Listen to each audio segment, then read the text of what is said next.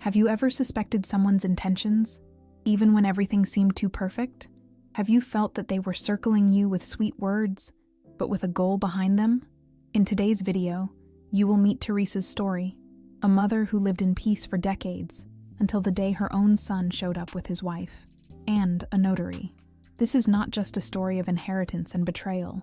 It is about instinct, about the moment when a woman understands that, to protect what is hers, she needs to stop, avoiding confrontation. If you have ever had to choose between peace and respect, or if you have noticed that someone was trying to take something from you on the sly, this story will grip you from beginning to end.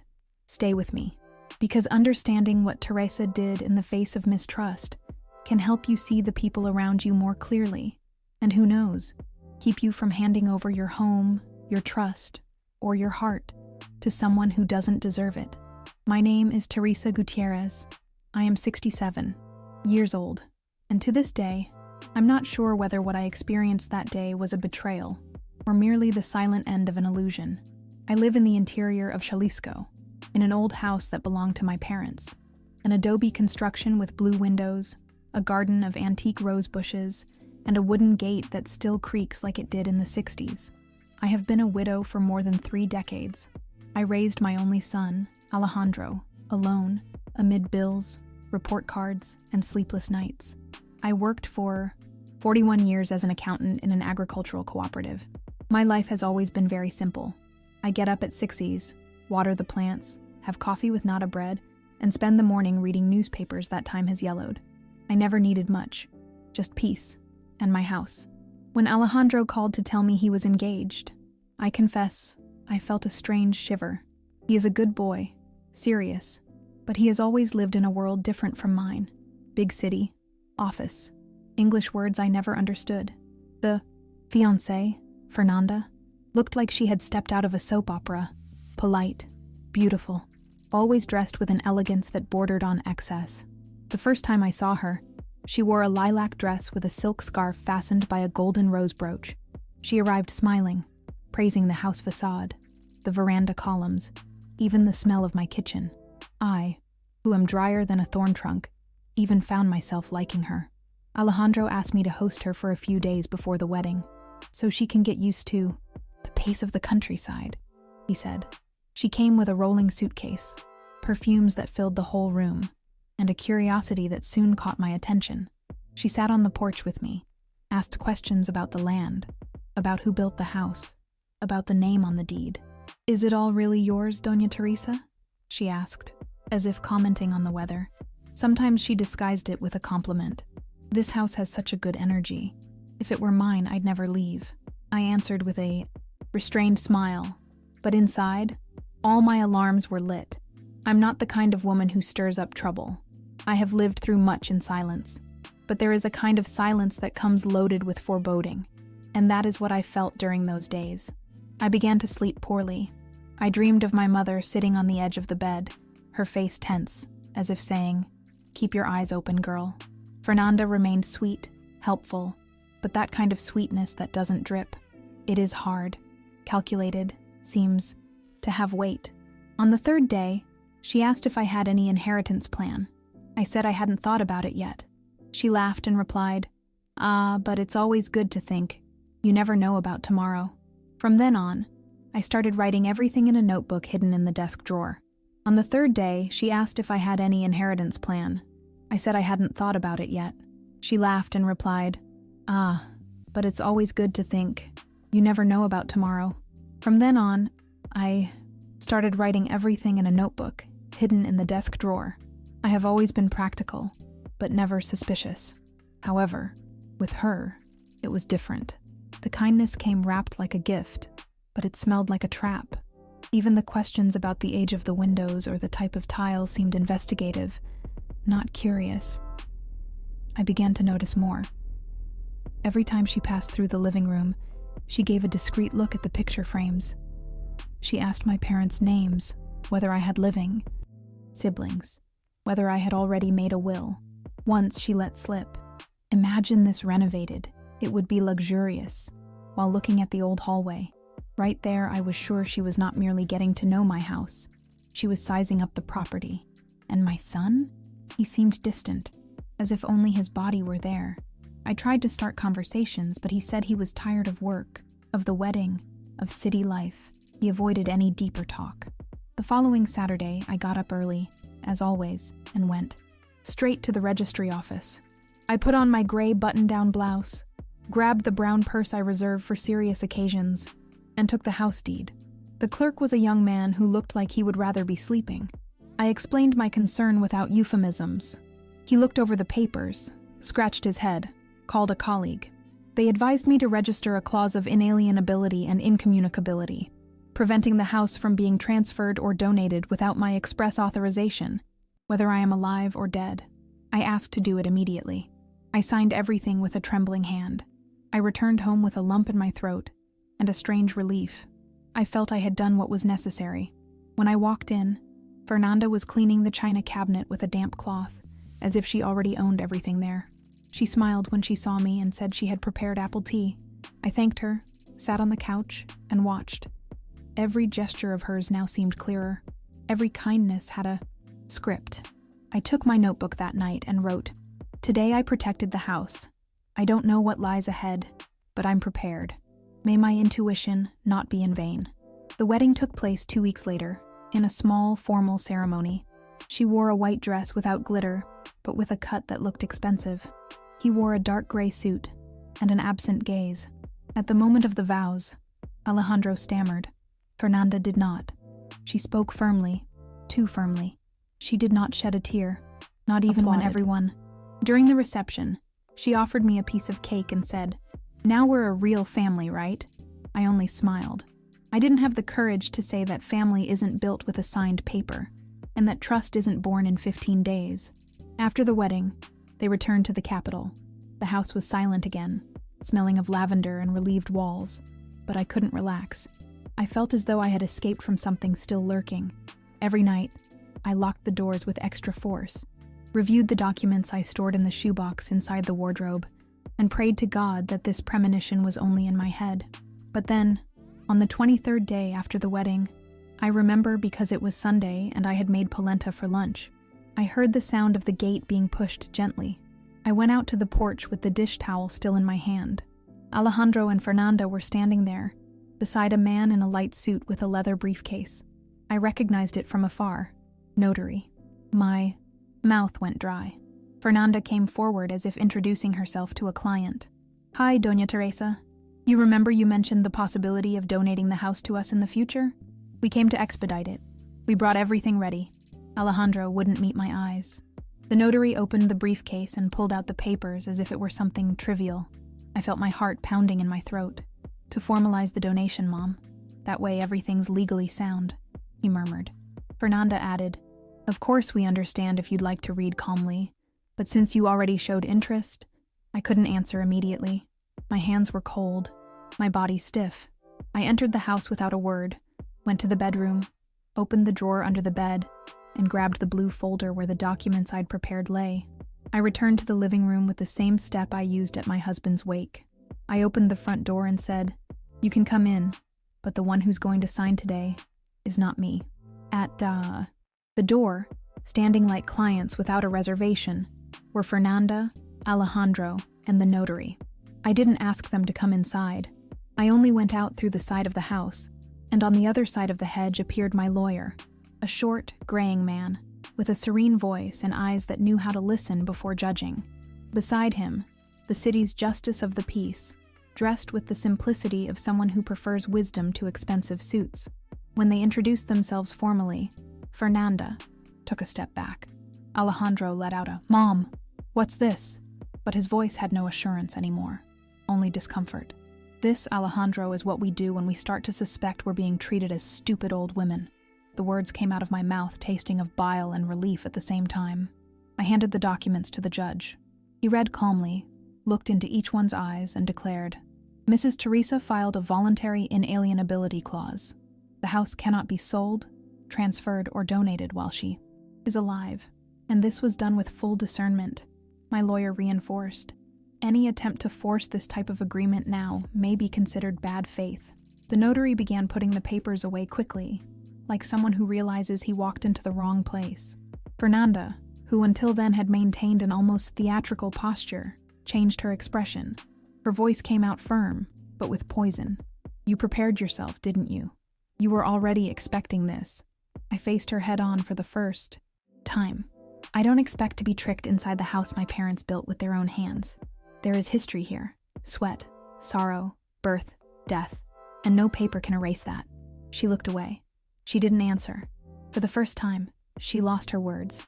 Alejandro seemed to crumble bit by bit. He couldn't face the judge or me. When the notary left, he still tried to hug me, but I took a step back. Mom, I thought it would be better for you. I just wanted to make things easier. I took a deep breath. Easier for whom? For me or for her? Because what you tried to do today, Alejandro, was to remove me from here with false kindness, to trade memory for convenience. He lowered his head. He didn't answer, and that hurt more than any forced signature could have. After they left, I sat on the porch and watched the gate close slowly. I didn't cry. I just breathed. It was as if the house's air had begun to circulate again, as if their presence had contaminated even the wind coming through the, window. I grabbed my notebook, now kept on the living room table, and wrote, "Today, I defended myself, and even if I lost a bit of my son, I recovered everything I built with my story." It was one of the hardest sentences I've ever written, but it was true. For the first time in years, my house felt like mine again. In the days that followed, I received no call, no apologies, no explanations. Alejandro vanished. Fernanda too. The silence left was dense but necessary. I returned to my routines, as one relearns to walk alone, even though I'd never stopped. I went to the market, tended the garden, changed the hallway bulb, all with more care, not out of fear, but out of respect. With each gesture, I reaffirmed my presence there. The floor I tread, the roof that shelters me, the porch that welcomes me, all of it was my choice. And now, too, my resistance. I began to notice things that used to slip by me. The back door creak at 15:05, when the sun hits from the side, the smell when it rains hard, the way the shadows draw themselves on the living room wall in the late afternoon. That house was not just a place. It was my mirror, and for the first time, I looked at it with pride, not with loneliness. There was no one to share coffee with, but there was also no one plodding beside me with gentle smiles. And that peace, even painful, was too valuable to ignore. Little by little, I started attending the parish meetings again.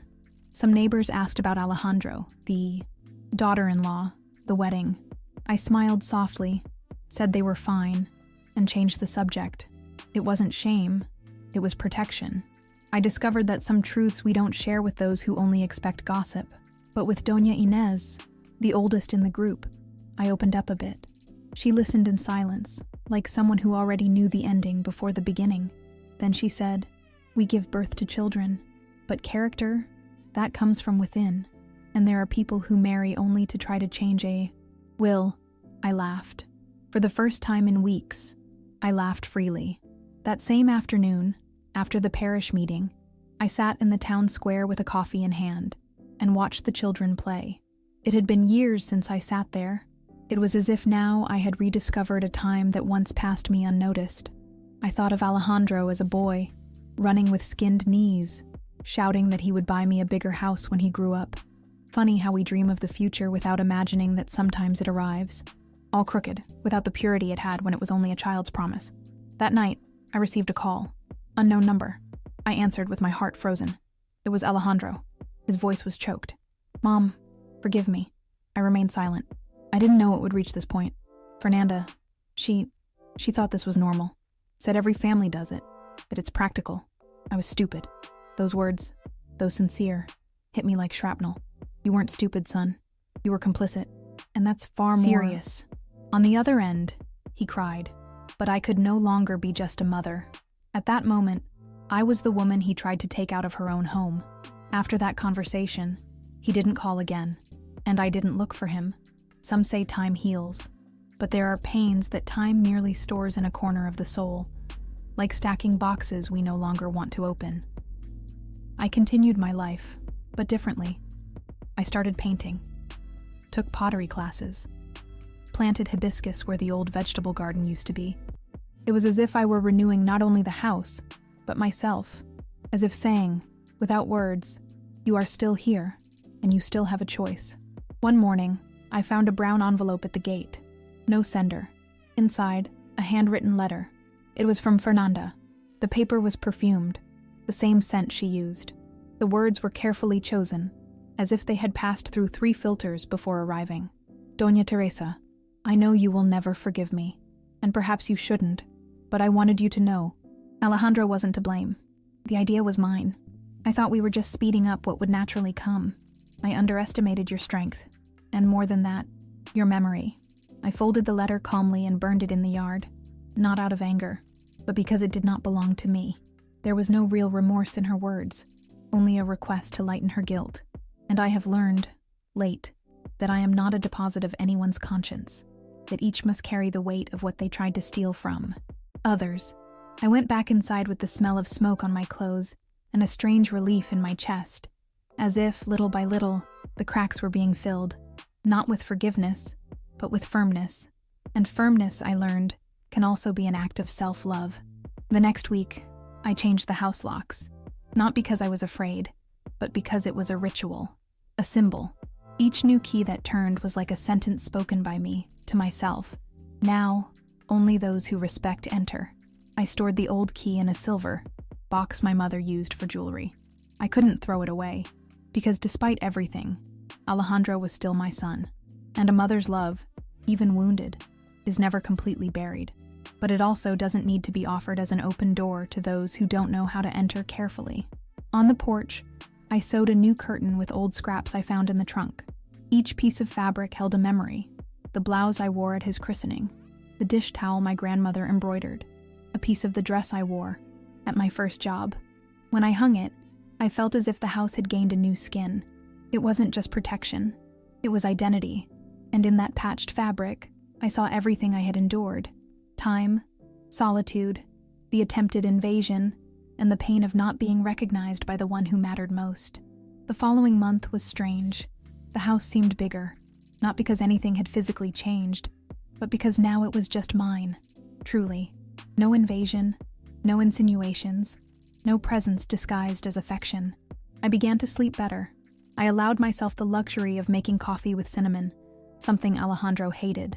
I turned on music on the old kitchen radio and danced barefoot one day, alone. I cried afterward, but not out of sadness. It was as if joy had come back quietly, without asking permission, and caught me off guard. One Saturday, I sat on the edge of the bed and stared at the wardrobe for nearly half an hour. Inside, still hung the white shirt Alejandro forgot on his last visit. I even took it to the clothesline to air, but then stored it again. Not out of attachment, but out of respect for the story. He was a good son for many years. He wrote me notes when he was little, defended me at school, cried when I got hurt. What happened now doesn't erase that, but it doesn't justify it either. I needed to find a way to remember without hurting myself, so I wrote.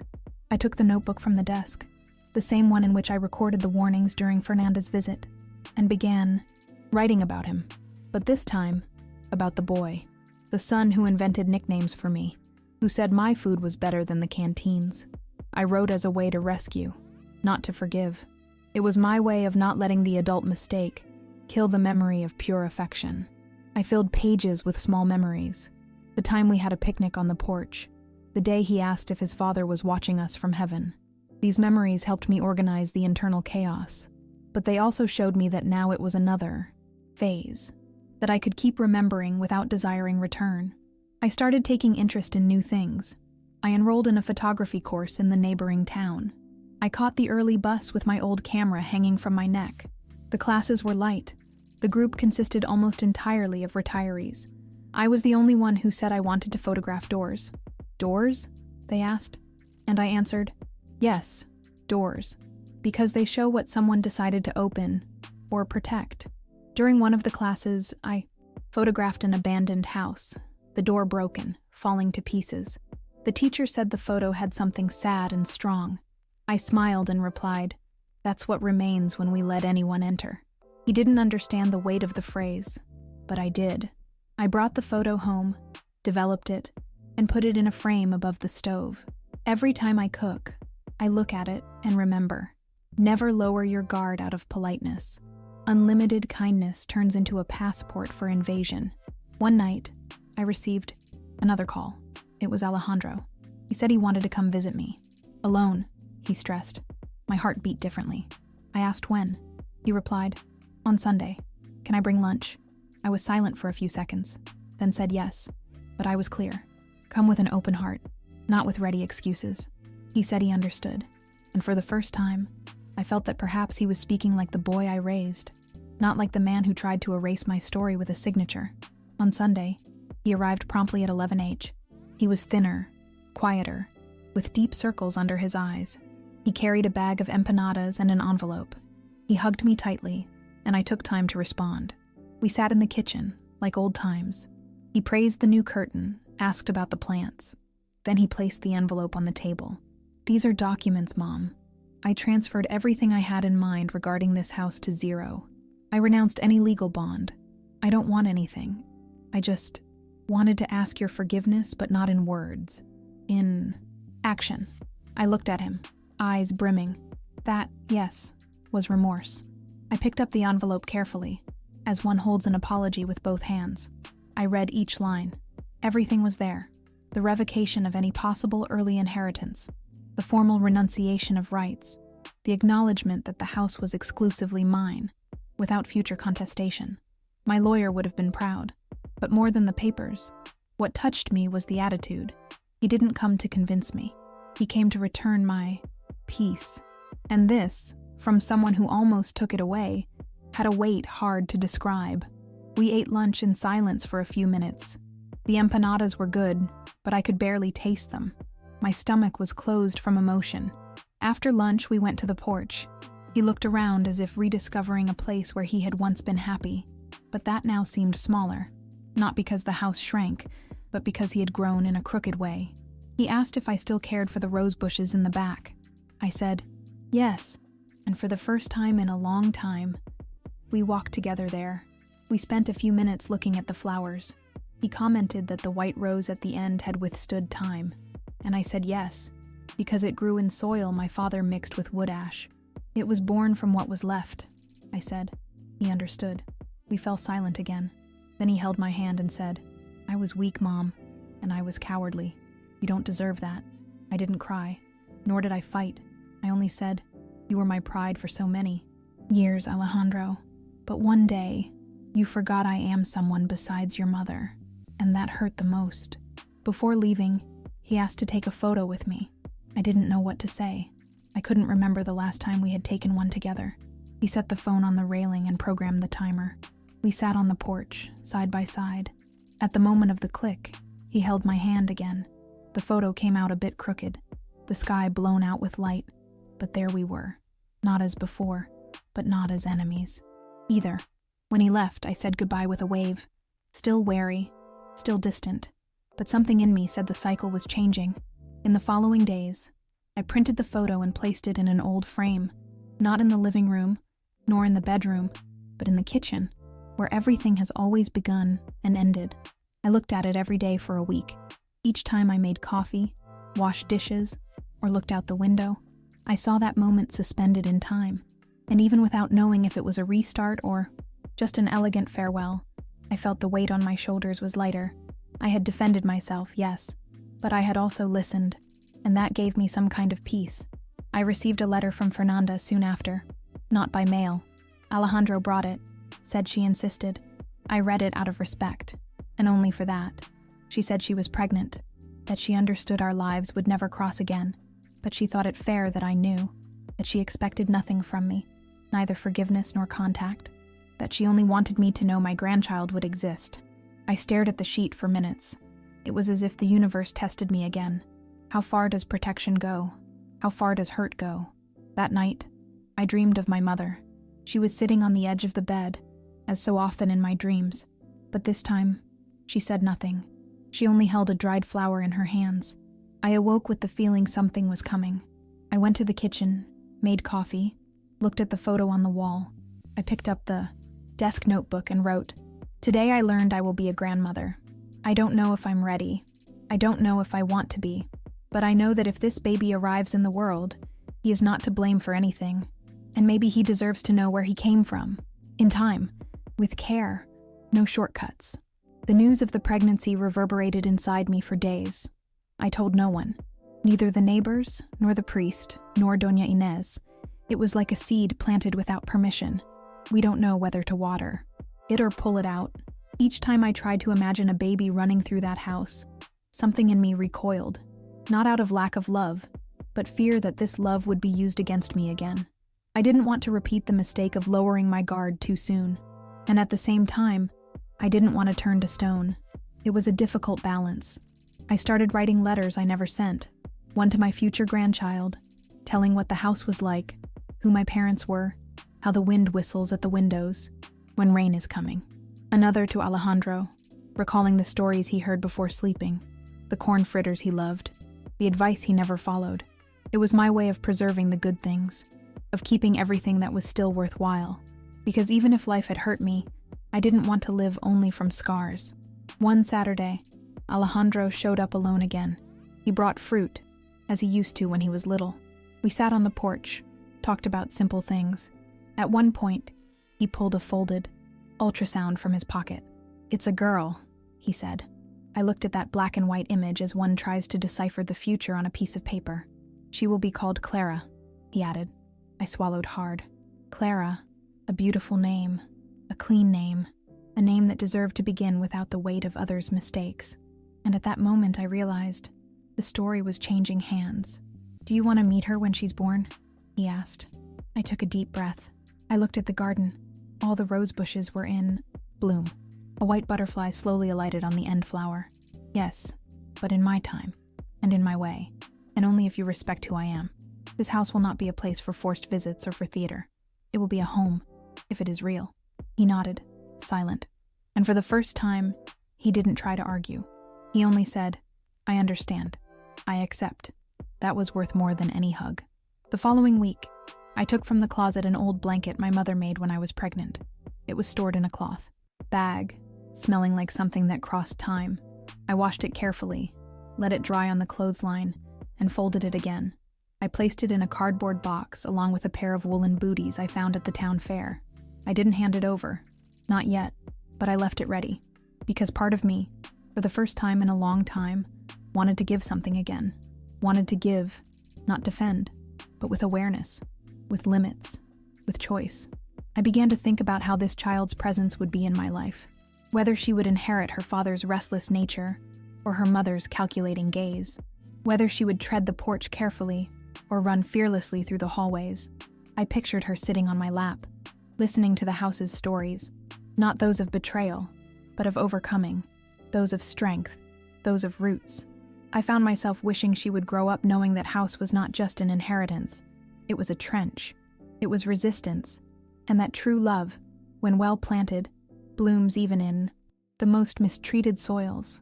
Fernanda did not show up again, nor wrote, and maybe it was better that way. There was a peace in the unspoken that I needed to preserve. Alejandro began calling often.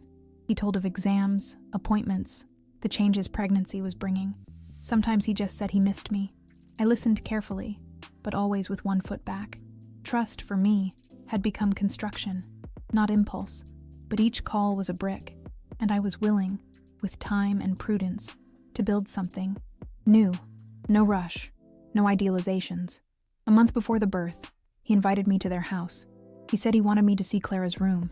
I thought a lot. I walked back and forth. I talked to myself. I asked my mother in thought what she would do. And in the end, I decided to go. But I made it clear. I go as a visitor. Don't expect me to erase the past just because a baby is coming. He said he understood. He picked me up by car, carefully, as one carries a fragile piece. And on that road, watching the trees pass by the window, I felt that something in me, very slowly, was disarming. Their house was modern, full of glass and white furniture. It smelled of recent cleaning and something artificial, perhaps vanilla fragrance. I stood for a few seconds in the living room, observing the details, absorbing the environment. Fernanda came to greet me with a restrained smile. She wore a beige dress, her hair in a low bun. She did not seem nervous, but also not at ease. She just said, "Thank you for coming." I responded with a nod and a phrase that came out harsher than I planned. I came for her. "Not for you." She only nodded, and in a way, I respected that. Alejandro led me to the baby's room. The walls were yellow, with cloud and bird stickers. There was a nursing chair, a shelf with children's books, and a crochet mobile hanging over the crib, all very delicate, all very thought out. I approached slowly. I touched the mobile with my fingertips. It spun gently, making a soft sound. And there, in that room made to welcome a new life, I felt for the first time a tenderness without defense, a shy love, but clean, like a breeze entering through a forgotten window. I handed over the box with the blanket and booties. Fernanda received it somewhat startled, as if she did not expect a gesture from me. She opened it carefully. She was silent for a few seconds, then said in a low voice, "Thank you. Truly." I only replied, "It's not for you. It's for her." What it was, because that's a direct gift, with no detours. Not a gesture of reconciliation, but of autonomy. I could choose to give, and I chose. And that choice returned to me a part of the freedom they almost took from me. On the way back, the road seemed shorter. Alejandro drove in silence, but with a calm I hadn't seen for a long time. When he dropped me at the gate, he stayed a few seconds, hand on the steering wheel. "I know we still have a long way, but thank you for letting me try." I said nothing, only placed my hand on his shoulder and pressed lightly. It was the most I could give at that moment, and perhaps more than he deserved. But sometimes we offer not for the other, but so we don't harden inside. That night, I sat on the porch with a cup of tea and gazed at the sky. The moon was thin, like a freshly clipped fingernail. The wind passed softly, and for the first time in months, I felt nostalgia without pain, not for Alejandro, but for the woman I was before all this began. A woman who trusted, who didn't need to protect herself all the time. A woman who thought love was enough to hold any structure.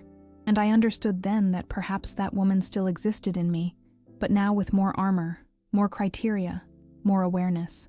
I spent the following days reorganizing the house, not out of necessity, but out of desire. I rearranged furniture, cleared old things from drawers, separated clothes to donate. It was as if every new corner created space for another version of me. Not Teresa, who suffered silently, nor the one who had to shout to be heard, but a Teresa who now knew the value of what she built, and would not let anyone rewrite her story. Not by imposition, not by masked affection, only by truth. Clara's birth happened on a cold dawn. Alejandro called me at 3 a.m. His voice was trembling but happy. "She was born, Mom, and she's beautiful. She has your nose." I felt a lump in my throat. I thanked him for the call and wished health. I didn't ask to speak with Fernanda. I didn't ask for a photo. I just sat on the edge of the bed, in silence. And there, in the dark of my room, hands over my chest, I understood that a new cycle had begun, not with euphoria, but with serenity, with lucidity, and with limits. The next day, I went to the garden. I picked 2 roses, one red and one white. I placed them in a small vase and left it on the kitchen table. It was my way to welcome. No party, no excess, but with presence, with firmness. Clara was inhabiting my house, not because it was imposed, but because I allowed it, because her story would be written with other choices. And if one day she asks me what happened before her arrival, I will know how to tell, not as drama, but as learning. The first time I saw Clara, she was a few weeks old. Alejandro came with her on a Sunday afternoon, unannounced. I heard the car, recognized the sound of the tires at the entrance. When I opened the gate, he was holding the baby, wrapped in a light gray blanket. "She wanted to meet the Rose Grandma," he said, trying to smile. I didn't answer. I only opened the way and pointed to the porch. He sat slowly, as one who asks for permission with his body. He placed Clara in my arms carefully, and there, looking at that little face, warm skin and closed eyes, I felt something that no word could contain. She slept peacefully, lips slightly parted. She had tiny fingers and a delicate chin, as if each feature had been drawn with a fine pencil. I held her hand with my index finger, and she squeezed with surprising strength. An involuntary gesture, perhaps, but one that struck me like thunder. "She is calm," I murmured. Alejandro agreed. We stayed there for almost an hour, just listening to the birds and the soft sound of the wind. No forced words, no apology hanging in the air, only presence, only what was real. After they left, The house was silent again, but this time, a different silence. Not the silence of abandonment, of distrust. Nor it was contemplation, of one who understood not everything must be controlled, that some things, like Clara's arrival, simply happen, and fit or do not fit into our lives, according to the inner space we are willing to offer. And I realized that, unintentionally, I had already opened a little corner for her, a corner without hurry, without expectation, but full of truth. The following week, I went to the market and bought a new notebook. Blue, hardcover. I wrote on the first page, "Things Clara must know about our story," and I began to tell, as if she would read one day, not with anger, not with filter, but with the clarity that only comes after well-processed pain. I wrote about the house, about the grandfather she never met, about the days they almost took everything from me, and about the day she was placed in my arms and returned the ground to me. It was like planting words in a field that one day, perhaps, she herself would choose to visit. I returned to parish, activities more often. The ladies asked me about the grandchild. No one knew yet it was a granddaughter. I answered with a discreet smile, saying only, "A gift arrived with the scent of a new beginning." Doña Inés, with her sharp wisdom, commented, "The good thing about age is that we learn to receive gifts without wrapping. We recognize them just by the weight in hand." I smiled, because that was it. Clara didn't come to decorate my life. She came as raw truth, as life that sprouts after the storm. One Sunday, I pulled from the wardrobe a dress I hadn't worn for years. Navy blue, with tiny daisy print. It was my late husband's favorite. "You look like those actresses from the 50s, he used to say. I put it on for no special reason, just because I wanted to see myself pretty. I looked in the mirror and barely recognized myself. It had been a long time since I'd seen such firmness in my own reflection. It wasn't youth, nor vanity. It was posture, a well-healed scar, the certainty of someone who has gone through a fire and still chose to plant flowers in the yard. I began taking photos of the house, of the details that had always gone unnoticed, the discreet crack in the kitchen wall, the shadow the rose bush casts on the ground at dusk, the song of birds nesting under the roof. I created an album called Things That Endure, and it grew every week. It was my way to remind myself, every day, that my story is not made only of those who hurt me, but also, and mainly, of everything I preserved despite it, and that no one can take from me. One day Alejandro asked if I would like Clara to spend a few days with me during vacation when she grew older. "If it's her wish," I replied. He smiled. "And yours?" I took time to answer, because what he asked wasn't about lodging. It was about openness, about letting a new generation inhabit my story, without the pain of the previous one weighing on her lap. And I said, looking into his eyes, "If she comes with a clean heart, my door will be open, but with clear rules. Here, no one enters to take, only to share." That night, I wrote in the blue notebook I started for Clara, "You are welcome, but you will know the whole story, because even the strongest trees have roots that face storms. And that's why they're still standing." I placed a dried flower between the pages as a marker. It was a rose from my mother, picked many years before. I thought it beautiful that now she was also present in this new cycle, that her silent strength helped tell, with tenderness, everything I needed to face to protect what was mine. A few days later, I went to the registry office to pick up a new certificate with the updated clause protecting the house. I stored it in the leather folder I inherited from my father, not out of suspicion, but as a symbol. It was no longer about defending the land, the rooms, the furniture. It was about stating that my story, my memory, and my space had value, and that value was not for a sale, not to those I love, not to those who love me badly. That document was now my amulet, not for defense, but for belonging.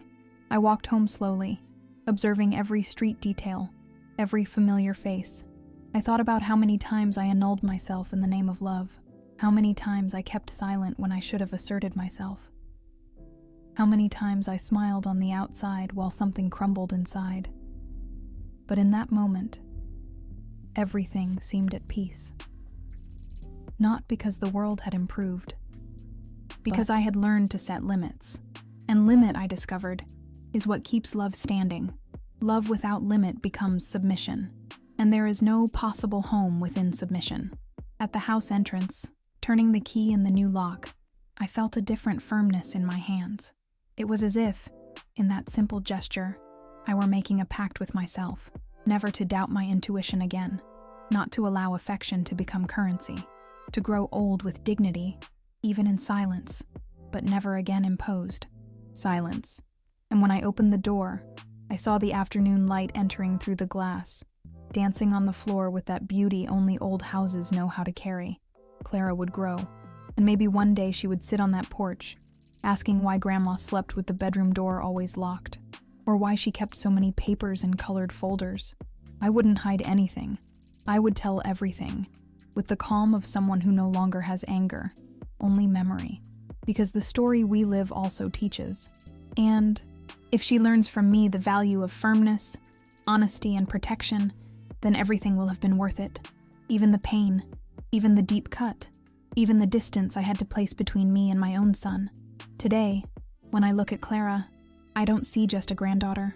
I see a new starting point, a path that doesn't need to repeat the mistakes of the previous ones, and that is perhaps the greatest victory of my life.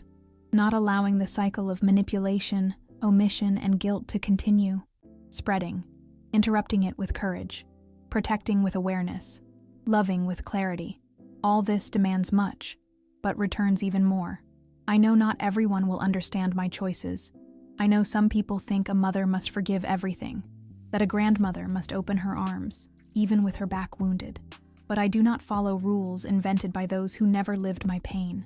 I follow what keeps me standing. And what keeps me standing is knowing that today, no one else enters here to dismantle me. Sometimes protecting what is ours demands more courage than letting go. And when that protection involves someone we love, the pain comes mixed with guilt, silence, and memory. Teresa did not choose to fight. She chose to stay standing. And perhaps that is one of the deepest forms of self-love someone can learn over time. If you have gone through something similar, if you had to draw boundaries even with your heart tight, tell me in the comments. Sometimes, sharing a story lets us breathe deeper. And hearing other stories like this can also help those who haven't yet found the courage to say, enough. Share this video with someone you know who would give everything to protect what they built, or with someone who needs to understand that firmness is also a form of love. It might touch exactly where it needs to. And if you want to keep following real stories like this, of ordinary people who lived what no one sees, stay here with us. There are still many stories that deserve to be told and heard with the heart.